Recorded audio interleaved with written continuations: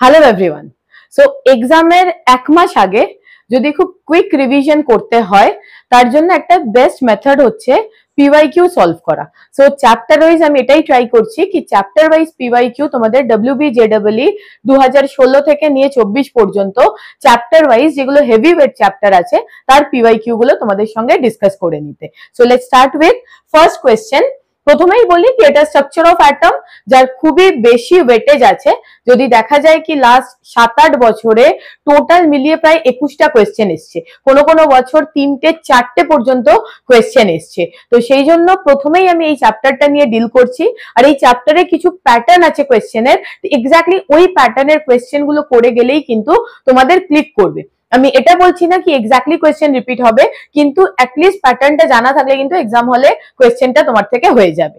So let's start with first question.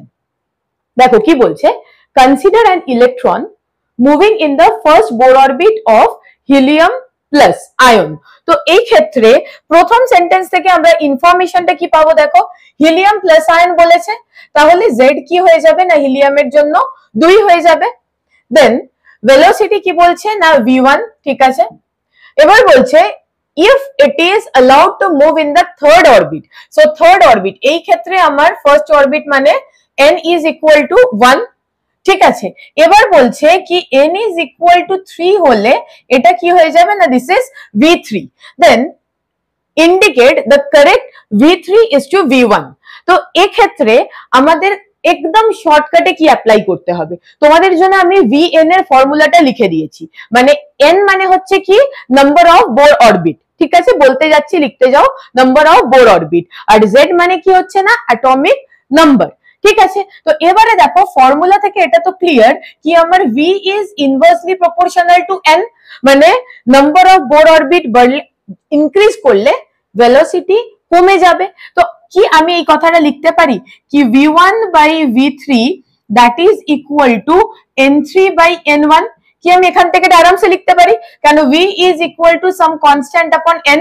তো আমি এখানে করে দিতে পারি আরামসে এই রেশিওটা n3 বাই n1। তো n3 মানে n3 যেটা সেটা কত 3, আর এখানে কত এসে যাবে বাই 1। এবার আমাকে কি জানতে চেয়েছে v3 by v1। So v3 by v1 কি হয়ে যাবে v3 by v1 that is equal to কি হয়ে যাবে 1:3। সো 1:3 মানে এক্ষেত্রে আমার কি হবে না C is the correct option, 1:3। বোঝা গেল কত শর্টকাটে করলাম। এই ফর্মুলা মনে না থাকলে এখান থেকেও কিন্তু তুমি বের করে দিতে পারতে আনসারটা, ঠিক আছে। Next, which hydrogen like species will have the same radius as that of first Bohr orbit of hydrogen atom। তো ফার্স্ট বোর অরবিটের যে রেডিয়াস, তো সেটা যাই হোক না কেন তার একটা ভ্যালু আছে, ঠিক আছে। আমি যদি ভ্যালুটা লিখতে চাই, মনে রাখার দরকার যে অ্যাজ সাচ আছে এরকম নয়, বাট আমি লিখে দিচ্ছি 52.9 পিকোমিটার, ঠিক আছে। এটা হচ্ছে কার না R1 ফার্স্ট বোর অরবিটের রেডিয়াস। কিন্তু প্রশ্ন আমার সেটা নয়, প্রশ্ন কি বলছে কার সেম হবে। তো अगेन দেখো এক্ষেত্রে আমাদের যে R সেটা কি হবে proportional to n square upon z। বুঝতে পারলে ব্যাপারটা, কেন না h Planck's constant, pi constant, m mass of electron constant, e charge of electron constant.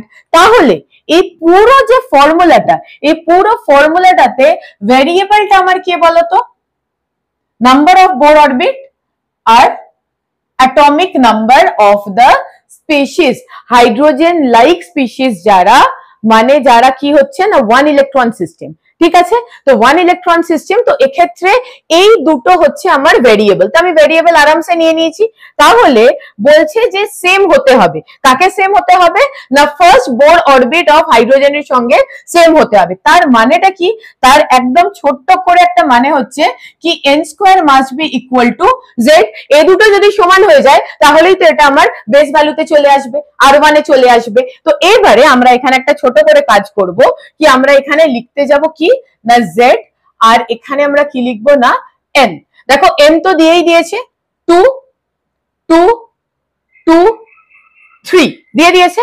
এবার z আমি বলে দেবো লিথিয়াম, মানে লিথিয়ামের z কত অ্যাটমিক নাম্বার 3, বেরিলিয়াম 4, হিলিয়াম কত হয়ে যাবে 2, লিথিয়াম কত হয়ে যাবে না 3। এবার দেখো n square is equal two z হতে হবে। তো চলো একটা কাজ করে নিই, আমি এখানে n স্কয়ারও তোমাদের জন্য করে দিই। 4 4 4 এন্ড এটা কত হয়ে যাবে না 9। তার মানে এইবার তুমি দেখো ক্লিয়ারলি তোমার আনসারটা চোখের সামনে একদম ভাসবে যে এক্ষেত্রে আমাদের যে আনসারটা আসবে সেটা কি হবে না z is equal to n square. So the correct option is B for question number 2. আমি অনেক টাইম নিয়েছি বোঝাবার জন্য, এটা জাস্ট দেখেই বলে দেবে বাচ্চারা এক্সাম হলে গিয়ে। ঠিক আছে, চলো আগে। দারুণ প্রশ্ন। 2 বেসবলস মাস দিয়ে দিয়েছে m1, চলো লিখতে যাই এক এক করে। ঠিক আছে, m1 কি দিয়ে দিয়েছে, m1 is equal to 100 gram and m2 দিয়ে দিয়েছে কত না 50 গ্রাম দিয়ে দিয়েছে। both of them move with uniform velocity but the velocity of m1 is velocity of m2 is 1.5 times that of m1। তার মানে আমি যদি বলি কি v2 যেটা v2 that is equal to 1.5 times of v1, এই ব্যাপারটা আমি লিখতেই পারি তো লিখতে, রাইট। তাহলে এবারে দেখো এক্ষেত্রে আমাকে ইউজ কি করতে হবে, ডি ব্রয় ওয়েভলেংথ বলে দিয়েছে। তো ডি ব্রয় ওয়েভলেংথ এর আমাদের ফর্মুলাটা কি, lambda is equal to h by mv। ঠিক আছে, যেখানে ল্যামডাটা কি না ডি ব্রয় ওয়েভলেংথ, বলছি তুমি লিখতে যাও, আমি লিখছি না।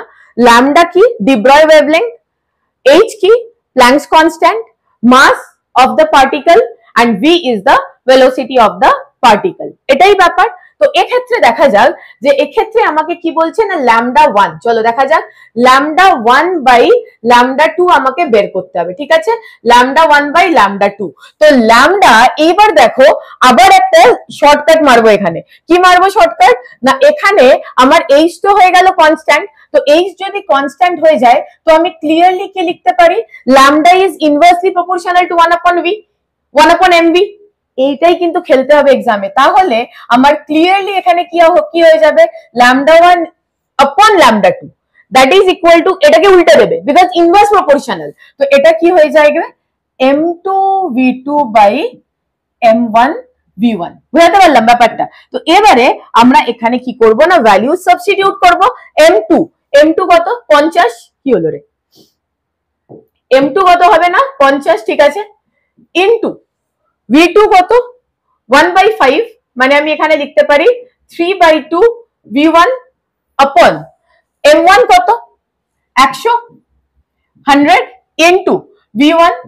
তো এই পার্টটা কি হবে ক্যান্সেল হয়ে যাবে। তো ফাইনালি আমার কত বাঁচবে বলো এখানে 5 2, তার মানে দিস ইজ 3/4। সো ল্যামডা 1 আপন ল্যামডা 2, ল্যামডা m1 আপন lambda m2 এর রেশিওটা কত হয়ে যাবে 3/4। So 3:4। So the correct option is this. কত ইজি কোয়েশ্চেন ভাবো, কম্পিটিটিভ এক্সামে মানে তোমাদের এইচএস এ বা বোর্ডে যত লিখছো তার থেকে ইজি কোয়েশ্চেন এখানে, হ্যাঁ কি না, একদম কনসেপচুয়াল ইজি কোয়েশ্চেন। চলো, the number of unpaired electron in Mg+2 ion. তো Mg+2 চলো দেখা যাক, ভুল পড়লাম না, Mg নয় তো Mn, তো Mn+2। তো Mn অ্যাটমিক নাম্বার কত 25, ঠিক আছে। তো ইলেকট্রনিক কনফিগারেশন কত হয়ে যাবে আর্গন 18 4s2 3d 5, ঠিক লিখলাম 8 18 20 আর 5 25। এবার কি বলছে না +2, তো ডাই পজিটিভ মানে দুটো ইলেকট্রনকে ওড়াবে, কোথা থেকে ওড়াবে ভ্যালেন্সিয়াল থেকে, ভ্যালেন্সিয়াল আমার কোন 4s, তাহলে Mn+2 এর যে কনফিগারেশনটা হবে সেটা কত হয়ে যাবে, সেটা হয়ে যাবে আর্গন 18 and 3d5। তো হুনস রুলের অ্যাকর্ডিং আমি কি করব, হুনস রুলের অ্যাকর্ডিং আমি ডি তে প্রথমে 3d তে প্রথমে কি করব একটা করে ইলেকট্রন ভরবো, তারপর তো পেয়ার করব। তো পাঁচটা বক্সে ভরে দিলাম, তো আনপেয়ার্ড ইলেকট্রনের সংখ্যা কত হবে 5। এই কেমিস্ট্রি উড়িয়ে খেলতে পারবে, হ্যাঁ।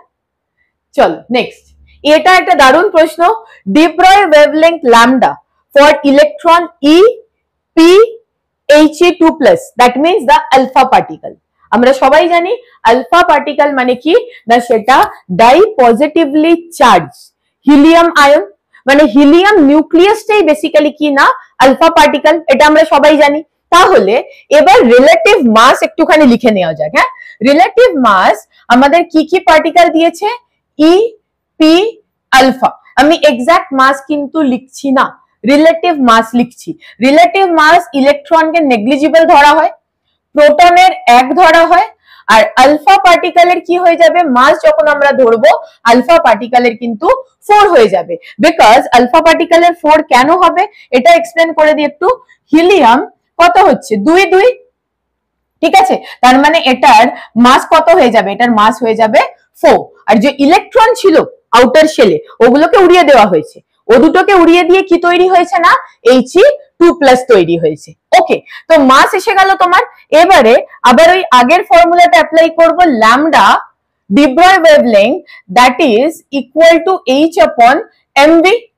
এবার কি বলছে না, de Broglie wavelength of electron proton are in the following order, speed of E, P and alpha are same। মানে আমার এখানে H and V দুটোই কনস্ট্যান্ট হয়ে গেল। খুব ভালো করে বোঝো, H and V দুটোই কনস্ট্যান্ট হয়ে গেল, ওদের নিয়ে মাথা ঘামাবার দরকার নেই। আমাকে রিলেটিভ ল্যামডা বের করতে হবে, নট দ্য এক্সাক্ট ভ্যালু। তো আমি কি করব, এখান থেকে lambda inversely proportional two m, তার মানে যার m বেশি তার de Broglie wavelength কম, তার মানে কার m সব থেকে বেশি দেখা যাক আলফার। তার মানে এখানে আমার আনসারটা কি আসবে, ই এর কি আসবে, ইলেকট্রনের de Broglie wavelength সব থেকে বেশি হবে, কেন কি এর মাস নেগলিজিবল। দেন কি আসবে প্রোটন, দেন কি আসবে আলফা। ঠিক আছে, তাহলে E P alpha, E P alpha correct option is B. সির্ফ কি কনসেপ্টটা লিখে রাখো, একটা একটা লাইনে কি কনসেপ্ট লেখো, একদম 1 মাসের ফাটিয়ে রিভিশন করতে পারবে যদি সির্ফ এরকম ভাবে কোয়েশ্চেন গুলো চ্যাপ্টার ওয়াইজ উঠিয়ে নাও, সব কটা কনসেপ্ট একসঙ্গে মনে পড়ে যাবে। ওকে, সো নেক্সট কোয়েশ্চেন দেখো কি বলছে, in Bohr's model of an atom radius of hydrogen atom in ground state. ঠিক আছে, তো রেডিয়াস নরমালি আমরা যেটা আর এন এর এক্সপ্রেশন লিখি সেটা কি হবে না, এ নট যেটার value constant n square by z, where n is the Bohr radius নাম্বারটা আর z কি হবে না অ্যাটমিক নাম্বার, আর a নট টা কি, a নট টা ফিক্সড যেটা হচ্ছে হাইড্রোজেন অ্যাটমের ফার্স্ট বোর রেডিয়াস। ঠিক আছে, দ্যাট মিন্স এই a নট পার্টটা কিন্তু পুরোপুরি কনস্ট্যান্ট। তো এই ক্ষেত্রে কি হবে, rn যেটা হবে, rn is proportional to n square by z। তো এই ক্ষেত্রে আমি কি লিখতে পারি, r1, r1 কার বলছে না হাইড্রোজেন। ঠিক আছে, তাহলে r1 by r2 that is equal to কি হয়ে যাবে, সেটা ইজ ইকুয়াল টু হয়ে যাবে r1 মানে হয়ে যাবে n1 square by z1 n2 কি হয়ে যাবে r2, তো r2 মানে কি হয়ে যাবে z2 upon n2 স্কয়ার। ঠিক আছে, এবার আমরা ভ্যালু সাবস্টিটিউট করব। n1 কি বলেছে না which of the state r1 radius r2। ঠিক আছে, তাহলে এক্ষেত্রে in Bohr's model of atom radius of hydrogen atom in ground state is r1 and radius of He+ in ground state। দুজনেরই কিন্তু গ্রাউন্ড স্টেট বলেছে, আবার পড়ো সেন্টেন্সটা, দুজনেরই কি বলেছে গ্রাউন্ড স্টেট, তার মানে n1 is equal to n2 is equal to 1। তার মানে এই দুটোকে আমি যদি 1 করে দিই তো ফাইনালি আমার যেটা বাঁচবে সেটা হচ্ছে z2 বাই z1। ঠিক আছে, তো z2 হিলিয়ামের z কত অ্যাটমিক নাম্বার, হিলিয়ামের z হচ্ছে 2 এন্ড হাইড্রোজেনের অ্যাটমিক নাম্বার কত 1। এবার দেখো রেশিওটা কি বলেছে r1 বাই r2। তো what is the final answer, r2 by r1 that is equal to 1 by 2, or I can write r1 by r2 that is equal to 2 by 1। Now you find r1 by r2 4 ভুল, r1 by r2, r1 by r2 half এটাও ভুল, r1 by r2 1 by 4 এটাও ভুল, r2 by r1, r2 by r1 is half, that means this is the correct option। উত্তর কিন্তু এসে যাবে, এবার এখানে তোমাকে ঠান্ডা মাথায় এক্সাম হলে ব্যাপারটা খুঁজতে হবে। তুমি R1/R2 করেছো, দেখো এটা কিন্তু ঘুরিয়ে R1/R2 ও দিয়েছে আর একটা R2/R1 ও করে দিয়েছে। তো সেই ব্যাপারটা তোমায় কেয়ারফুলি হ্যান্ডেল করতে হবে। দেখা যাক, which one of the following is the correct set of quantum numbers? তো what is the key concept? এক্ষেত্রে আমরা যে কি কনসেপ্ট লিখবো, n principal quantum number, l azimuthal quantum number, m magnetic quantum number and s is the spin quantum number. k কার সঙ্গে related? Size, orientation, না sorry, size, shape, orientation and this is just the spin. ঠিক আছে, এবার values গুলো কিরকম হয়? Values গুলো হবে n এর যে ভ্যালু সেটা তো আমাদের কাছে থাকবেই, সেটা আমরা পেয়ে যাব। n এর ভ্যালু, তো l এর ভ্যালু কি হবে? 0 to n-1। m এর ভ্যালু কি হবে? -L2 plus l and s কি হবে? Always either plus half or minus half. তো একটা এক্সাম্পল দিয়ে বোঝা যাক, যদি এটা হয় আমার 3, তাহলে এটা কত হবে? 0 1 2। m এর ভ্যালু কি হবে? 0 মানে এরও 0, এর কি হবে? -1 0 +1, এর কি হবে? -2 -1 0 +1 +2। বোঝা গেল ব্যাপারটা? তো এই যে কাহিনীটা হলো shape, size, orientation in space and spin, এই পুরো ব্যাপারটা মিলিয়ে একটা ইলেকট্রনের আইডেন্টিটি আসবে, রাইট?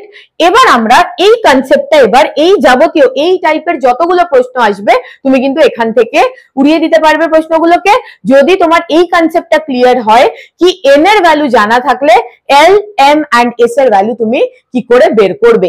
s বের করতেই হবে না, s is always either plus half or minus half।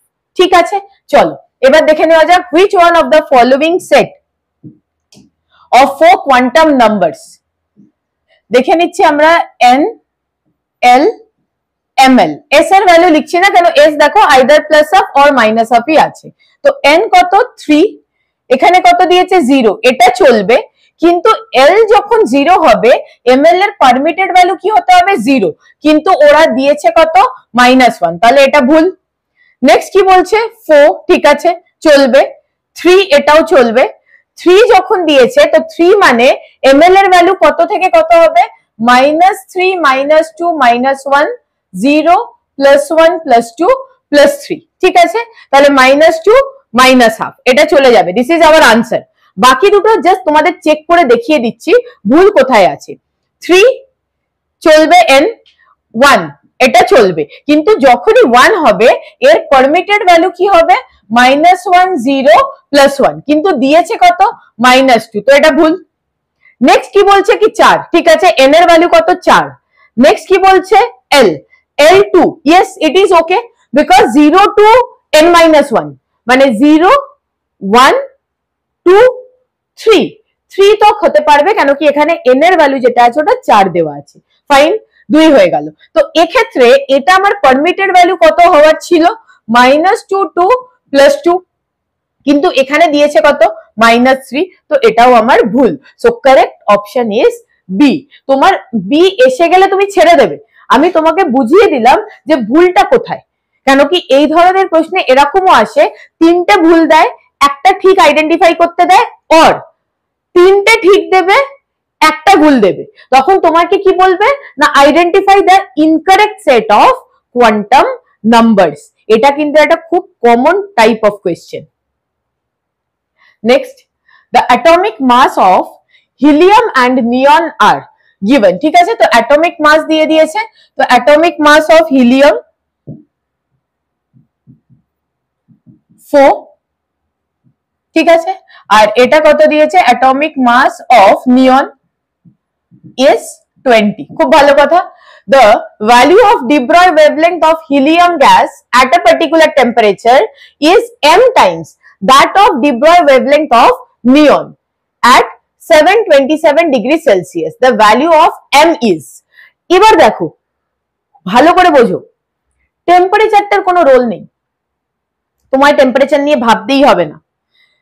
জীবনে যতগুলো ডেটা তুমি দেখছো সব ডেটাকে ইউজ করতে হবে এরকম কোনো ব্যাপার নেই, ইউজই করতে হবে না। তুমি এখানে একটা সিম্পল রেশিও দিয়ে বের করে দিতে পারবে। কোন রেশিও দিয়ে?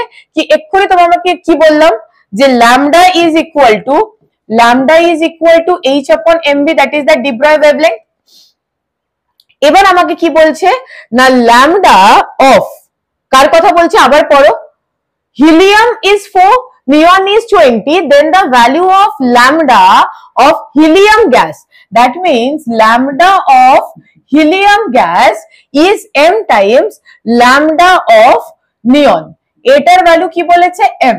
এবার আমাকে এই m এর ভ্যালুটা ফাইন্ড করতে হবে। তাহলে ল্যামডা হিলিয়ামের জায়গায় আমি কি লিখতে পারি, ল্যামডা হিলিয়াম, তার মানে আমি এখানে কি হয়ে যাবে মাস অফ নিয়ন বাই কি হয়ে যাবে না mass of neon by mass of helium, এটাই হয়ে যাবে। কি করে করলাম এটা বোঝো, ল্যামডাতে আমার যদি এইচ তো কনস্ট্যান্ট হবেই, প্ল্যাঙ্কস কনস্ট্যান্ট, আর যদি আমার ভেলোসিটিটাকে কনস্ট্যান্ট করে দেয় তাহলে আমার শুধুমাত্র ভেরিয়েবল কি থাকবে m থাকবে। আবার পড়ো কোয়েশ্চেনটা, atomic mass of helium and neon given, the value of de Broglie wavelength of helium at this temperature is m times the de Broglie wavelength of neon at that temperature, the value of m is, তো value of m is আমার এখানে velocity কোন রকম গল্প নেই, তো velocity যখন given নেই আমি ওটাকে আরামসে কনস্ট্যান্ট ধরে নেব, আমার কাছে ভ্যালু নেই given, তো আমি এখান থেকে ফাইন্ড করতে পারতাম, অত ডিফিকাল্টিতে যাওয়ার কোনো দরকার নেই, এমনিতেই আনসার এসে যাবে। তো মাস অফ নিয়ন ইজ কত 20 and mass of helium is কত 4, তার মানে এর ভ্যালু কি হয়ে যাবে 5 হয়ে যাবে, that means lambda helium by lambda neon is 5. This is our correct answer. ठीक है, next, okay, next question, the maximum number of electrons in an atom in which the last electron field has the quantum number n3 l2 m-1, তো এখান থেকে আমরা কি জানতে পারবো, principal quantum number 3, azimuthal quantum number l, তো আমাদের সাবশেলটা কি হবে s p d f, এর জন্য l ভ্যালু কি কি হয় মনে করে দেখো 0 1 2 3, তার মানে l যখন 2 মানে আমার এটা কি হয়ে যাবে 3d, ঠিক আছে। এবার 3d তে ইলেকট্রন চলে গেছে, এটা বোঝো 3d তে ইলেকট্রন কখন যাবে 4s এর পরে যাবে, রাইট, 4s এর পরে 3d তে যাবে। এবার বলছে কি m is equal to -1, এবার সেটা কিন্তু ডিসাইডেড নয় কি m -1 মানে কোনখানে গিয়ে স্টপ হবে, তার মানে পসিবিলিটি কি থাকবে অল d orbitals আর ফিল্ড, এটা আমাকে ধরে এগোতে হবে, ঠিক আছে, কেন এখানে আমার কাছে কোনো চয়েস নেই কি আমি কতগুলো ইলেকট্রন ফিল হয়েছে এটা কি করে বুঝবো, তো m-1 মানে আমাকে ধরে এগোতে হবে কি অল ফিল্ড, এই জন্য কি বলেছে ম্যাক্সিমাম, ওয়ার্ডটা পড়ো কি বলেছে কথাটা দেখো, ওয়ার্ড টু ওয়ার্ড পড়ো, ম্যাক্সিমাম নাম্বার বলেছে, তো ম্যাক্সিমাম আমার তো যখন আমি ডি কে ড্র করব কি করে করি, আমরা যখন ডি এর পিজিয়ান হোল্ড বানাবো এরকম করে, ঠিক আছে, তো 1 2 3 4 5, তো -2 -1 0 +1 +2, এবার ইলেকট্রন কোনটাতে আগে যাবে that I don't know, all are degenerate, তো সবকটারই পসিবিলিটি নিয়ে চলতে হবে। এবার ডি তে যখন ইলেকট্রন গেছে তার মানে তার আগে কিসে কিসে ইলেকট্রন ফিল হয়ে গেছে 1s 2s2 2p6, তারপর কি আসবে 3s2 3p6, 3p6 এর পরে কে ভরবে 4s2, এ ভরে গেছে। এবার আমাকে 3d 10 কিন্তু পুরো নিয়ে চলতে হবে, ঠিক আছে, 3d 10 পুরো নিয়ে চলতে হবে, তাহলে এই ক্ষেত্রে পুরো ব্যাপারটা কি হবে টোটাল কাউন্ট করবে, তো টোটাল নাম্বার অফ ইলেকট্রন আমার ম্যাক্সিমাম কত হয়ে যাবে না 30 হয়ে যাবে। এ দেখো এটা হচ্ছে হিলিয়াম কনফিগারেশন, এখান থেকে এই পর্যন্ত হচ্ছে নিয়ন কনফিগারেশন, তারপর এখান থেকে এই অবধি মানে 3s2 3p6 এই অবধি কি হচ্ছে আর্গন কনফিগারেশন, আর্গন 18, তারপর 2 20 আর 10 30, তার মানে আমার কারেক্ট আনসারটা কি হবে 30, বিকজ ম্যাক্সিমাম বলেছে and I don't have the choice to find out the orbital if only m is equal to -1 is given, ঠিক আছে। চলো নেক্সট দেখা যাক, radius of the first Bohr orbit of hydrogen atom is given, দিয়ে দিয়েছে the velocity of electron in the first Bohr orbit. So velocity find করতে হবে। তো ফর্মুলা আমরা কি লাগাবো? Bohr's postulate থেকে আমরা জানি angular momentum of an electron মানে mvr is equal to কি হবে nh by 2 pi। So mvr is equal to nh by 2 pi। এখান থেকে আমার v এর ভ্যালু কি চলে আসবে? v is equal to nh by 2 pi mr। ঠিক আছে, তো এক্ষেত্রে আমার n এর ভ্যালু কি হবে না, ফার্স্ট বলেছে তাহলে 1 into 6.0626 into 10 raised to the power minus 34 joule second, এটা আমি আর্গে করে দেবো, minus 27 আর্গ সেকেন্ড, ঠিক আছে, বাই 2 ইনটু পাই এর ভ্যালু কত হবে 3.14 into mass of electron, mass of electron কত হয়ে যাবে 9.1 into 10 raised to the power minus 28 gram হয়ে যাবে, ইনটু কত হবে না আর কি বাকি রইল আমার আর তো বলে দিয়েছে, আর কত বলে দিয়েছে 0.53 into 10 raised to the power minus 8 centimetre, এই অবধি বলে দিয়েছে ব্যাপারটা। এবার তুমি সলভ করবে, এটা অ্যাকচুয়ালি ভ্যালুটা সকলের মনেই থাকে approximate value, that is equal two 3.18 into 10 raised to the power 8। দেখো এখানে কিন্তু সবকটাই 10 raised to the power 8 এর ফর্মেই আছে। এটা সলভ করবে, সলভ করে আমি আর টাইম ওয়েস্ট করছি না, সলভ করবে, করলে তোমার 2.188 into 10 raised to the power minus 8 centimetre per second এসে যাবে। Careful about the unit. কেন বলছি না, এইচ এর ভ্যালু খুব ভালো করে বোঝো, কি কি ইউনিট নিয়ে খেলেছে। এইচ এর ভ্যালু কি কি হতে পারে 6.626 into 10 raised to the power minus 34 joule second, কিন্তু এখানে সেন্টিমিটার আছে, এখানেও সেন্টিমিটারে দিয়েছে, তো আমি ওটাকে কি করলাম আর্গে কনভার্ট করে নিলাম, আর্গ সেকেন্ড করলাম। এখানে বাকি সবকিছু সেম থাকবে, ওটাকে কি করলাম গ্রামে, কাকে mass of electron, mass of electron কি হয় 9.1 into 10 raised to the power minus 31 kg, তো ওটাকে আমি গ্রামে করে নিলাম, তো ওটা আমার কত এসে গেল -28 গ্রাম এসে গেল, আর এটা তো ডাইরেক্ট ভ্যালু দেওয়া আছে। ঠিক আছে, তো 10টা হলো, নেক্সট ভিডিওটা আমি আর 10টা ডিসকাস করব।